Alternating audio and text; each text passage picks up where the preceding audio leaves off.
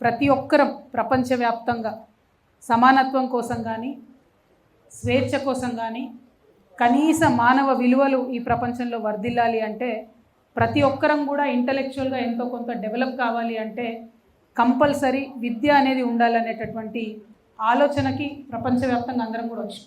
అది బీద దేశమా, గొప్ప దేశమా, అమెరికా లాగా క్యాపిటలిజంని ఎంకరేజ్ చేసే దేశమా, లేకపోతే లిబరల్ ఐడియాలజీతో ఉన్న దేశాల అన్నటువంటి భేదం లేకుండా ప్రతి ఒక్కరం కూడా చదువుకు చాలా ఇంపార్టెన్స్ ఇస్తున్నటువంటి సందర్భాన్ని మనం గమనించుకోవాలి.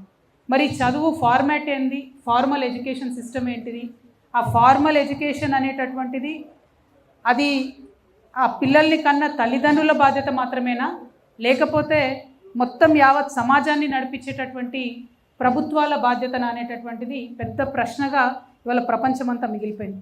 అంటే ఎడ్యుకేషన్ అండ్ హెల్త్ అనేది social obligation of a government అని బలంగా నమ్మినటువంటి ప్రభుత్వాలు ఉన్న చోట ఫ్రీ ఎడ్యుకేషన్, ఫ్రీ హెల్త్ వస్తుంది. అట్లా నమ్మకుండా మీరు మీ బాధ్యత మీరే తీసుకోవాలి, మీ ఇల్లు, మీ పిల్లలు, మీ సంసారం, మీ బాధ్యత మీరే తీసుకోవాలి, మీరేమైపోతే మాకేంది, ఒక వ్యాపార ధోరణి పెరిగిపోయి విద్యను అమ్ముకున్నా సరే మేము నిమ్మకు నీరెత్తినట్టు చూస్తూ ఉంటాం అనుకునేటటువంటి ప్రభుత్వాలు ఉన్న చోట హెల్త్ ఎడ్యుకేషన్ కోసము ఇందాక వెంకటరెడ్డి గారు చెప్పినట్టు పంజాబ్లో పిల్లలు పార్ట్ టైంగా మద్యం అమ్ముకునేటటువంటి పరిస్థితి కూడా వచ్చిందని చెప్తుంటే ఎంత దారుణమైన పరిస్థితి యావత్ దేశంలో ఉన్నది. ఇందాక తమ్ముడు లక్ష్మణ్ మాట్లాడుకుంటూ అన్నాడు ఏమని, ఇక్కడ ఉన్నటువంటి విద్యా సంస్థలలో చాలా సంస్థలు రాజకీయ నాయకులు ఉన్నాయి. కేవలం తెలంగాణలో కాదు, యావత్ భారతదేశంలో ఉండేటటువంటి విద్యా సంస్థల్లో కూడా కేవలం వ్యాపార ధోరణితో పెట్టినటువంటివి, అందులో మెజారిటీ శాతం రాజకీయ నాయకులకు సంబంధించినటువంటి ఉన్నాయనడంలో ఎటువంటి అబద్ధం కూడా లేదు. అది కరెక్టా కాదా, అలా ఉండడం వల్లనే నష్టం జరుగుతుందా అంటే దానికి చాలా డెప్త్గా మనం ఆలోచించుకోవాల్సినటువంటి అవసరం ఉంది. అయితే ఎన్ని ఆలోచనలు చేసినా సొల్యూషన్ కావాలి. ఫస్ట్ ఆ సొల్యూషన్ ఏంటిది అని అన్వేషించడానికి ఇవాళ మనందరం కూడా ఇక్కడ కూర్చున్నాం. ఇప్పుడు ఉన్నటువంటి పరిస్థితుల్లో ఇమీడియట్ రిలీఫ్గా ఇది మే మంత్, నెక్స్ట్ జూన్లో మళ్ళీ అడ్మిషన్ స్టార్ట్ అవుతాయి. పేరెంట్స్ అందరూ కూడా స్కూళ్ళకు పోవాలి, బస్సులకు కట్టాలి ఫీజులు, పుస్తకాలు కొనాలి, కొత్త బూట్లు కొనాలి, కొత్త స్కూల్ యూనిఫామ్లు కొనాలి అంటే మే నెలలోనే చుక్కలు కనబడుతున్నాయి పేరెంట్స్ కానీ అర్థం మిట్ట మధ్యాహ్నం. ఆ టెన్షన్తోని అనేక మంది తల్లిదండ్రులు బాధపడుతున్నటువంటి సందర్భం ఈ నెలలో చూస్తాం మనం. అయితే మన తెలంగాణ రాష్ట్రం ప్రత్యేకం భారతదేశ వ్యాప్తంగా మీకు తెలుసు, ఎందుకంటే ప్రజా ఉద్యమాలతోని రాష్ట్రాన్ని సాధించుకున్నాం. ప్రజా ఉద్యమాలతో ఏదైనా సాధించుకోవచ్చు అనే విశ్వాసం కలిగినటువంటి ప్రజానీకం మనందరం కూడా. కాబట్టి రాష్ట్రం వచ్చిన తర్వాత తిరుపతిరావు గారి కమిషన్ వేయడం జరిగింది. ఆనాడు ఉన్నటువంటి బీఆర్ఎస్ ప్రభుత్వం తిరుపతిరావు గారి కమిషన్ అధ్యయనం చేసింది, రిపోర్ట్ ఇచ్చింది. కానీ బీఆర్ఎస్ ప్రభుత్వం ఎప్పుడూ కూడా ఫీజు రెగ్యులేషన్కి సంబంధించి ఒక్క అడుగు కూడా ముందుకు వేయకపోవడం అన్నది నిజంగా కూడా మనందరం బాధపడాల్సినటువంటి అంశం. సరే కొన్ని గురుకులాలు పెట్టినాం కాబట్టి మేము ప్రైవేట్ వాళ్ళు ఎట్లా దోచుకున్నా వదిలేస్తాం అనేటటువంటి ఏదైతే ఒరవడి ఉందో అది కరెక్ట్ కాదు. గురుకులాలు పెట్టడం వల్ల కొంత లాభం జరిగింది, అందులో అనుమానం లేదు. కానీ ఆ పర్సంటేజ్ తీసుకొని చూస్తే ఇవాళ దాదాపుగా ఒక 64 లక్షల పైచిలకు విద్యార్థులు మన దగ్గర చదువుకుంటా ఉంటే గురుకులాలు ఉన్నా ప్రభుత్వ పాఠశాలలు ఉన్నా కూడా 64 నుంచి 75% వరకు, అంటే ఒక్కొక్క జిల్లాలో వేరియేషన్ ఉన్నది. 64 to 75% of the students in Telangana అందరూ కూడా ప్రైవేట్ పాఠశాలకు పోతున్న పరిస్థితి ఉన్నది. మరి ప్రభుత్వ పాఠశాలలు బాగుంటే, గురుకులాలు అన్నీ బాగుంటే మరి ఎందుకు ఇంతమంది ప్రైవేట్ పాఠశాలకు పోతున్నారని మనల్ని మనం అడగాల్సినటువంటి అవసరం. సరే అదొక చర్చ అనుకుంటే, ఇప్పుడు ప్రైవేట్ పాఠశాలకు పోతున్నారు కాబట్టి పోయేటటువంటి ప్రైవేట్ పాఠశాలలు బాధ్యతాయుతంగా ఉండి పేరెంట్స్ యొక్క వీక్నెస్, అంటే నా బిడ్డ బాగా చదువుకోవాలి అనేటటువంటి ఒక ఆతృత, అది వీక్నెస్ కింద పరిగణించి దాన్ని ఎక్స్ప్లాయిట్ చేసి దాన్ని వ్యాపార ధోరణికి తీసుకెళ్తున్నటువంటి పాఠశాలలు, ముఖ్యంగా కార్పొరేట్ పాఠశాలలను మాత్రం నియంత్రించాల్సినటువంటి అవసరం ఉందనేది నిర్వివాదమైనటువంటి అంశం. మరి నియంత్రణ చేయాలి అంటే మే నెలలోనే నేను మీ అందరి ముందు డిమాండ్ చేస్తూ ఉన్నా, మీ అందరి సమక్షంలో కాంగ్రెస్ గవర్నమెంట్ని డిమాండ్ చేస్తూ ఉన్నాం. మీరు ఏదైతే చెప్పారో, మేము కొత్తది ఏం అడుగుతలేం, మీరు ఏదైతే చెప్పినరో ఫీ రెగ్యులేట్ చేస్తామని చెప్పినరో తక్షణం మీరు ఆ గవర్నమెంట్ ఆర్డర్ ఇప్పుడు ఇవ్వండి. మీరు చట్టం పెట్టడము, అసెంబ్లీ చేయడము అవన్నీ తర్వాత, ఎందుకంటే నొప్పి ఉన్నప్పుడే మందు కావాలి. ఇప్పుడు పేరెంట్స్కి మే నెలలో బాధ ఉన్నది, నొప్పి ఉన్నది, తీవ్రత ఉన్నది. ఇప్పుడు ఇమ్మీడియట్గా నిజంగానే మీరు ప్రజాప్రభుత్వం అయితే, నిజంగానే మీరు ప్రజలకు ఇచ్చినటువంటి మాట నిలబెట్టుకోవాలనుకుంటే, నిజంగానే మీరు ఈ ప్రజల్లో తలెత్తుకొని తిరగాలనుకుంటే మాత్రం ఈ మే నెలలోనే తక్షణమే ఫీ రెగ్యులేట్ చేస్తూ జీవో దేవాలని మేము డిమాండ్ చేస్తూ ఉన్నాం. పోయినసారి ఫీజు కన్నా ₹1 ఫీజు కూడా పెంచొద్దు ఏ పాఠశాలలు అని చెప్పి తక్షణమే రేవంత్ రెడ్డి గారి ప్రభుత్వం జీవో దేవాలని నేను తెలంగాణ రక్షణ సేన తరఫున డిమాండ్ చేస్తూ ఉన్నాను. మరి ఇక్కడ ఉన్నటువంటి రౌండ్ టేబుల్లో ఉన్న పేరెంట్స్ అందరూ కూడా, టీచర్స్ అందరూ కూడా యాక్సెప్ట్ చేస్తారని చెప్పి నేను బలంగా విశ్వసిస్తున్నాను. అది immediate solution. Long term solutions 100 ఉండొచ్చు, కానీ తక్షణం మనకు కావాలి. నిజంగా ఎంత ఘోరంగా ఉన్నాయంటే ఫీజు, మరి ప్రభుత్వం యొక్క అజ్ఞానం కూడా ఎంత దారుణంగా ఉందంటే, మన దగ్గర హైదరాబాద్లో హైదరాబాద్ పబ్లిక్ స్కూల్ అని చాలా పాపులర్ విద్యా సంస్థ, అనేక సంవత్సరాల నుంచి ఉన్నటువంటి సంస్థ. ఆనాడు నిజాం ఉన్నప్పుడు అది ఆయన జాగీర్ ఉంటే దాన్ని తీసి స్కూల్ పెట్టుకోమని ఇచ్చినటువంటి సంస్థ. అంటే ఎసెన్షియలీ హైదరాబాద్ పబ్లిక్ స్కూల్ది అది గవర్నమెంట్ ల్యాండ్, ప్రభుత్వం యొక్క భూమి. అంటే ప్రభుత్వ భూమి, ప్రభుత్వ హయాంలో నడిచేటటువంటి హైదరాబాద్ పబ్లిక్ స్కూల్ని ఈసారి 120% ఫీజు హైక్ చేసింది. 120%. పోయిన సంవత్సరం 93,000 కట్టినటువంటి పేరెంట్స్ ఈసారి ₹2,08,000 కట్టాలి. కానీ ప్రభుత్వం నిమ్మకు నీరెత్తినట్టుగా ఉన్నది. ఒక పక్క ప్రభుత్వం ఆధ్వర్యంలో నడవాల్సిన స్కూల్లో ఇట్లా ఫీజు పెంచుతారు. రేవంత్ రెడ్డి గారు మొన్న పోయి ఒక ప్రైవేట్ స్కూల్ ఓపెన్ చేస్తాడు. అంటే ఏం మెసేజ్ ఇస్తున్నారు మీరు జనంకి, ప్రజలకు ఏం చెప్తున్నారు? మా ప్రభుత్వానికి స్కూల్ నడపడం చేత కాదు, ప్రైవేట్లో మీరు స్కూల్ పెట్టుకోండి, దోసుకోండి అని చెప్తున్నటువంటి పరిస్థితి. నేను ముఖ్యమంత్రి గారిని సూటిగా డిమాండ్ చేస్తూ ఉన్నాను. హైదరాబాద్ పబ్లిక్ స్కూల్ అనేటటువంటిది ప్రభుత్వం ఇచ్చినటువంటి భూమిలో నడిచేటటువంటి సంస్థ. అందులో ఉన్నటువంటి భూమిలో ఒక 30 ఎకరాలని కొట్టేయడానికి ఆ కమిటీ ప్లాన్ వేస్తున్నటువంటి విషయం మీకు తెలుసు, మాకు తెలుసు, అందరికీ తెలుసు. వాళ్ళందరూ ప్రభుత్వ పెద్దలు ఉన్నారు, ముఖ్యమంత్రి గారి బంధువులు ఉన్నారు. మరి మీరు చర్యలు తీసుకుంటారా, తీసుకోరా అని సూటిగా నేను డిమాండ్ చేస్తున్నాను. ఇంకా దారుణం ఏంటంటే, ఆ హైదరాబాద్ పబ్లిక్ స్కూల్లో ఒకటే అధికారి ఉన్నది. ఆమె 14 సంవత్సరాల నుంచి ఒకటే పోస్ట్లో ఉన్నది. ఉండి ఈ కొత్తగా ఎవరు బోర్డు మెంబర్ వచ్చినా వాళ్ళకి నేర్పిస్తారు అన్నట్టు, ఎట్లా అవినీతి చేయాలి, ఎట్లా సీట్లు అమ్ముకోవాలి, ఎట్లా బయట దేశాలు ఉన్నటువంటి సత్య నాదెల్ల లాంటి వాళ్ళు ఇక్కడ చదువుకొని పోయాం. Satya Nadella is alumni of Hyderabad public school. So ఇప్పుడు ఏంది, ఆయన వచ్చి ఇక్కడ డొనేషన్ ఇచ్చిపోయింది మొన్న. ఆ డొనేషన్ లెక్కలు ఏమైపోయినాయంటే తెలియదు, ఎవరు చెప్పరు. అనేక మంది హెచ్పిఎస్ అల్యూమిని డొనేషన్స్ ఇస్తే నో అకౌంటబిలిటీ, జీరో అకౌంటబిలిటీ. గొప్ప గొప్ప వాళ్ళు అందరూ, ముఖ్యమంత్రి గారు చుట్టాలందరూ ఆ కమిటీ నిండి ఉన్నారు. విద్యాశాఖ మంత్రి మన కర్మగాలి ముఖ్యమంత్రి గారే ఉన్నారు. కాబట్టి నేను వారిని డిమాండ్ చేస్తున్నా, you should please immediately review what is happening in HPS మీద రివ్యూ చేయాలి. హైదరాబాద్ పబ్లికేషన్ మీద ఖచ్చితంగా పబ్లిక్ స్కూల్ మీద ఒక స్టాండ్ తీసుకోవాలని నేను డిమాండ్ చేస్తున్నాను. అంటే ఎందుకు అంత స్ట్రెస్ చేసి నేను హెచ్పిఎస్ని చెప్తున్నా అంటే, అది ప్రభుత్వ స్కూల్, ప్రభుత్వ భూమితో నడిచేటటువంటి స్కూల్, ప్రభుత్వంకి అకౌంటబుల్గా అక్కడనే 120% పెరిగితే ముఖ్యమంత్రి గారు పట్టించుకోకపోతే, ఇక ఏ నారాయణ స్కూలోడో, ఏ చైతన్య స్కూలోడో, ఇంకో స్కూలోడో పెంచిన ఫీజు మీద మీరు ఏం పట్టించుకుంటారు? మీరు వాళ్ళని ఎట్లా ప్రశ్న వేస్తారనే విషయాన్ని ముఖ్యమంత్రి గారు నేను అడుగుతున్నాను. ఇక్కడ 120%, ఇంకా అనేక మంది నాకు స్కూల్లో లిస్ట్ ఉన్నది. 40-50% హైక్ చేసిండ్రు స్కూల్స్లో.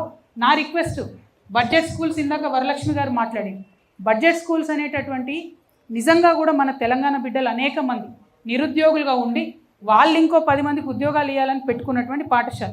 I'm not only talking about Hyderabad, నేను కరీంనగర్ గురించి చెప్తున్నా, ఖమ్మం గురించి చెప్తున్నా, మహబూబ్నగర్ గురించి చెప్తున్నా, ఆదిలాబాద్ గురించి చెప్తున్నా. ఆనాడు మన తెలంగాణ వాళ్ళకు ఉద్యోగాలు లేనప్పుడు ఈ చిన్న చిన్న పాఠశాలలు, జూనియర్ కాలేజీలు, డిగ్రీ కాలేజీలు పెట్టి మా తెలంగాణ బిడ్డలు ఇంకా 100 మందికి జాబ్స్ ఇచ్చింది. చాలా మినిమం ఫీజుతో నడిచేటటువంటి స్కూల్స్ ఉన్నాయి, ఎథిక్స్తో నడిచేటటువంటి స్కూల్స్ ఉన్నాయి. అట్లాంటి స్కూల్స్తో మాకేం కంప్లైంట్స్ లేవు. కానీ విద్యను మొత్తం ఒక వ్యాపారం చేసి మేమే ఉన్న స్కూళ్ళన్నీ మింగుతాం, ప్రతి జిల్లాకు పోయి ఆ స్కూళ్ళని బినామీ పేర్లతో కొనుక్కుంటాం, పర్మిషన్ ఉన్నా లేకున్నా నడిపించుకుంటాం అనే స్కూల్స్తో మాత్రం ఖచ్చితంగా మొత్తం సమాజానికి, తెలంగాణ సమాజానికి ప్రాబ్లం ఉంది. తెలంగాణ సమాజానికి ప్రాబ్లం ఉంటే తెలంగాణ రక్షణ సేనకు ప్రాబ్లం ఉన్నట్టే. ఖచ్చితంగా కార్పొరేట్ స్కూల్స్ మీద మాత్రం మేము కొట్లాడతామనే విషయాన్ని ఈ సందర్భంగా తెలియజేస్తున్నాం. మరి గౌరవ ముఖ్యమంత్రి గారు వారిని కోరుతూ ఉన్నాం, ఈ ఫీ ఇమీడియట్ డిమాండ్ ఈజ్ ఖచ్చితంగా పోయిన సంవత్సరం కన్నా ₹1 పెంచొద్దు స్కూల్ ఫీ అనే జీవో ఈ నెలలోనే తీసుకురావాలి. ఇప్పుడు ఇక్కడ అన్ని రంగుల జెండాల వల్ల ఉన్నాం, పీడిఎస్సీ ఉంది, ఎస్ఎఫ్ఐ ఉంది, ఇంకా అనేక మంది ఉన్నారు. వారందరినీ కూడా నేను కోరుతున్నాను, దీనికోసం కలిసికట్టుగా కొట్లాడదాం. నాట్ ఓన్లీ ఇన్ హైదరాబాద్, రాష్ట్ర వ్యాప్తంగా ప్రతి కలెక్టరేట్ ముందు మనం ఒక డేట్ అనుకొని నిరసన ప్రదర్శన పెడదాం.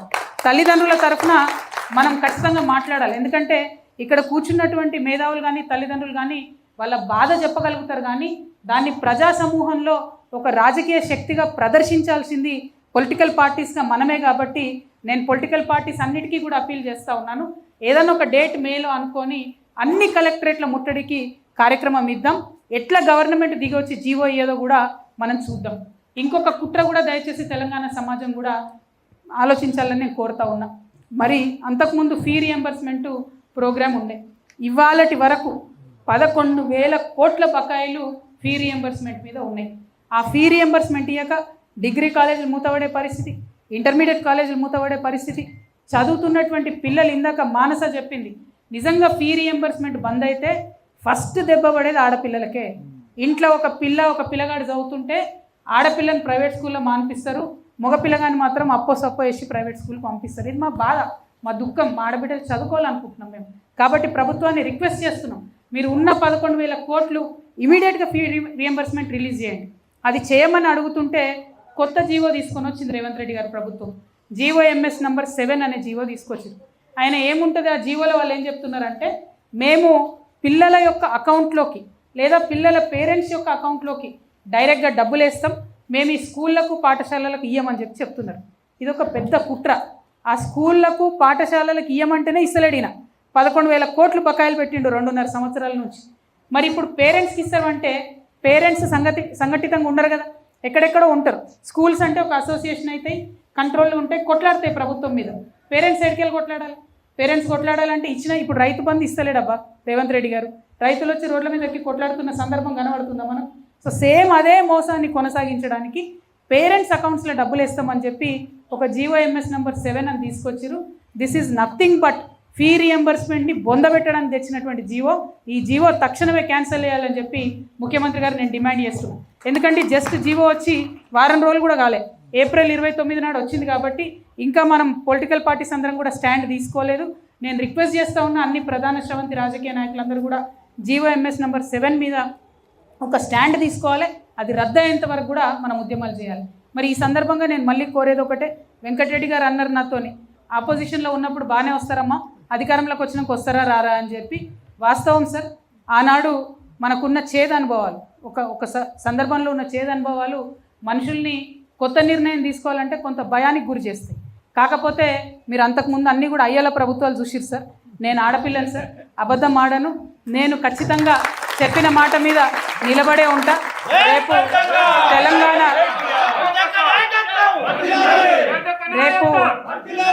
తెలంగాణ ప్రజల ఆశీర్వాదంతో, మీలాంటి మేధావులందరి సపోర్ట్తోని ఖచ్చితంగా తెలంగాణ రక్షణ సేన అధికారంలోకి వస్తుందని నేను బలంగా నమ్ముతున్నా సార్. ఎందుకంటే మేము అనుకునేది ఒకటే, ఏం అవసరం ఉంది వాళ్ళ సమాజానికి, ఏం కావాలి, ఏం అవసరం ఉంది, ఎందుకోసం తెలంగాణ ప్రజలు ఇబ్బంది పడుతున్నారని దీర్ఘంగా ఆలోచిస్తే ఇప్పుడు ఇక్కడ మనని తీస్తున్నటువంటి కెమెరామెన్స్ ఉంటారు సార్, వాళ్ళకున్న జీతంలో 60 నుండి 70% వరకు విద్యకు వైద్యానికే ఖర్చు అయిపోతుంది. ఒక రైతన్న ఉంటాడు సార్ ఊర్లో, ఆదిలాబాద్లో ఎక్కడనో, ఆయనకు రైతు బంధు రావచ్చు, ఇంకోటి రావచ్చు. ఆయనకు వచ్చేటటువంటి ఆదాయంలో 60 నుండి 70% అక్కడ ఉన్న పిల్లని ఇంజనీరింగ్ చదివాలి, హైదరాబాద్లో ఫీజు కట్టడానికి అయిపోతుంది. ఏదన్నా జబ్బు వస్తే మొత్తం అయిపోతుంది. అంటే పూర్తి తెలంగాణ సమాజం కూడా తను సంపాదించేటటువంటి సంపాదనలో 60 to 70% విద్యకు వైద్యానికి ఖర్చు పెడుతున్నారు. కాబట్టి as a government, as a peoples government ఖచ్చితంగా ఆ అప్లికేషన్ గవర్నమెంటే టేకప్ చేయాలని ఒక సిన్సియర్ ఆలోచనతో, ఒక ఇన్డెప్త్ అనాలిసిస్తో, బడ్జెట్ స్టడీ చేసి ఇంటర్నేషనల్ లెవెల్లో ఉన్నటువంటి ఎకనామిస్ట్తో చర్చించిన తర్వాతనే, అన్నీ ఆలోచించినాకనే ఉచితంగా విద్యా వైద్యం ఇస్తామని ప్రామిస్ చేస్తాం. మా సంకల్పం ఎంత బలంగా ఉందంటే నేను చెప్తా ఉన్నాను సార్, ఒకవేళ ప్రభుత్వంలోకి వచ్చినాక ఉచితంగా విద్యా వైద్యం ఇవ్వకపోతే అసెంబ్లీ ముంగట్టు ఉన్నటువంటి అమరవీరుల స్తూపానికి కట్టేసి రాళ్లతో కొట్టమని కూడా నేను చెప్తా ఉన్నాను. అంటే ఎందుకు ఈ మాట చెప్తున్నా అంటే, ఒక బాధలోంచి, ఒక దుఃఖంలోంచి, ఒక ఆవేదనలోంచి పుట్టినటువంటి రాష్ట్రం తెలంగాణ రాష్ట్రం. ఏదో ఉట్టుట్టిగా ఒక గవర్నమెంట్ ఆర్డర్ పెడితేనో ఎవరో పైన ఢిల్లీలో డెసిషన్ తీసుకుని వచ్చిన రాష్ట్రం కాదు. 1200 మంది పిల్లలు చచ్చిపోతే వచ్చినటువంటి రాష్ట్రం. ఆనాడు విద్యార్థులు ఉద్యమం చేసి ఒక్కొక్కరి వీపుల మీద 100లాది లాఠీలు విరిగితే వచ్చినటువంటి రాష్ట్రం. కాబట్టి అంత సంవేదనతో పరిపాలన జరగాలి. అది మిస్ అయింది 12 years. సరే పోయింది, పోయిన వాటి గురించి బాధపడకుండా ఫ్యూచర్లో చేయాల్సిన పనిలో మాత్రం ఎట్టి పరిస్థితుల్లో ఉచిత విద్య, ఉచిత వైద్యం ఖచ్చితంగా దాన్ని నేను టేకప్ చేస్తాను సార్. అందులో వేరే ఆలోచనే లేదు. మీరు అన్నట్టు మన తెలంగాణలో బడ్జెట్ పుష్కలంగా ఉంది, కానీ ఇచ్చేటటువంటి మనసులు అయ్యలకు లేవు సార్, పరిపాలించే అయ్యలకు. ఖచ్చితంగా ఒక తల్లిగా నాకు ఆలోచన ఉంది కాబట్టి నేను ఆ ప్రయత్నం చేస్తానని చెప్పి మీ అందరు కూడా తెలియజేస్తూ ఉన్నాను. మరి అనేకమైన సుప్రీంకోర్టు తీర్పులు ఉన్నాయి, అనేకమైనటువంటి రాష్ట్రాలలో ఆల్రెడీ ఎగ్జాంపుల్స్ ఉన్నాయి. ఎగ్జాంపుల్ తమిళనాడు స్టేట్ ఉంది, అక్కడ ఫీ రెగ్యులేషన్ కోసం ఒక పర్మనెంట్ కమిషన్ ఉంది. దాంట్లో ఒక రిటైర్డ్ జడ్జి గారి ఆధ్వర్యంలో 7 మందిని పెట్టి every year it is a permanently functioning authority. అటువంటి అథారిటీ ఇక్కడ వచ్చినట్టయితే ఏదైనా బాధ ఉంటే పేరెంట్స్ పోయి చెప్పుకుంటారు, ఏదైనా బాధ ఉంటే స్కూల్స్ పోయి చెప్పుకుంటారు. ఇంకా ఇంట్రెస్టింగ్ విషయం ఏంటంటే ఆ బోర్డులో పేరెంట్స్ కూడా సీట్ ఇచ్చారు సార్. వాళ్ళు నాట్ ఓన్లీ స్కూల్స్, పేరెంట్స్ కూడా సీట్ ఇచ్చారు కాబట్టి పేరెంట్స్ వైపు వర్షన్ కూడా చెప్పే అవకాశం ఉంటుంది. అయితే ఆ మోడల్ తీసుకోవచ్చు రేవంత్ రెడ్డి గారు. లేదంటే జనరల్గా మనకు గుజరాత్ మోడల్ నచ్చదు కానీ సార్, జనరల్గా నచ్చదు. నేనైతే నాకు డిఎన్ఏ కూడా సరిపోదు గుజరాత్తో కానీ, అంటే బీజేపీతోని. బట్ గుజరాత్ మోడల్ ఏముందంటే పరిస్థితి, ఫీజు 15,000 ప్రైమరీ ఎడ్యుకేషన్లో 15,000 అబౌవ్ ఛార్జ్ చేయడానికి వీల్లేదు. There is a strict rule. అదేవిధంగా హై స్కూల్లో 25,000 అబౌవ్ ఛార్జ్ చేయడానికి లేదు. చాలా స్ట్రిక్ట్ రెగ్యులేషన్తో గుజరాత్లో ఒక మోడల్ నడుస్తుంది.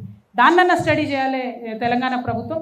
ఏదో ఒకటి చేయండి, కానీ మే నెలలో చేయండి. ఎందుకంటే ఇప్పుడు బాధ ఉంది, ఇప్పుడు నొప్పి ఉంది, ఇప్పుడు ఫీజు కట్టే అవసరం ఉంది, ఇప్పుడు తల్లిదండ్రులకు బాధ ఉంది. కాబట్టి ఈ మే నెలలో నిర్ణయం తీసుకోవాల్సిందే అని చెప్పి నేను ముఖ్యమంత్రి గారిని డిమాండ్ చేస్తూ, ఇంకా అనేక సందర్భాలు వస్తాయి సార్, అనేక అంశాలు వస్తాయి. ప్రతి అంశాల్లో ప్రజల పక్షాన నిలబడతామని చెప్పి